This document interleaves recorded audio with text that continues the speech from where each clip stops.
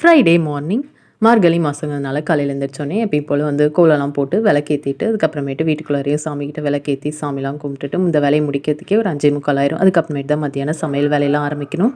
ஃப்ரைடேனாலே mostly எல்லாத்து வீட்டு மாதிரி தான் சாம்பார் தான் வந்து ஃப்ரைடே அன்றைக்கி வைப்பேன். ஸோ இன்றைக்கி பார்த்திங்கன்னா சாம்பாருக்கு பருப்பெல்லாம் வேக வச்சுட்டு அப்படியே டீயும் பார்த்திங்கன்னா போட்டுவிட்டு எனக்கும் ஹஸ்பண்டுக்கும் மத்தியானம் பொரியலுக்கு பார்த்திங்கன்னா பீக்கங்காய் பொரியல், உருளைக்கிழங்கு பொரியல் பண்ணலான்ட்டு உருளைக்கிழங்கு வேக வச்சு தோல்லாம் எடுத்துகிட்டு வானலில் கொஞ்சமாக எண்ணெய் விட்டுட்டு கடுகு கருவேப்பிலலாம் பொரிஞ்சதுக்கமேட்டு இந்த வேக வச்ச உருளைக்கிழங்கு சேர்த்துட்டு சாம்பார் தூள், மஞ்சள் உப்பு மட்டும் போட்டு எண்ணெயில் கொஞ்சம் நேரம் நல்லா அப்படியே ஃப்ரை பண்ணி எடுத்தால் சூப்பராக இருக்கும் உருளைக்கிழங்கு பொரியல்.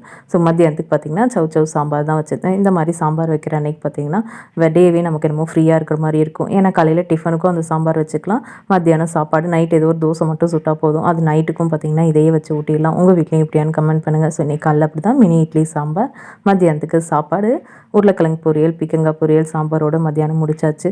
ஸோ நெக்ஸ்ட் மினி விலாகில் பார்க்கலாம்.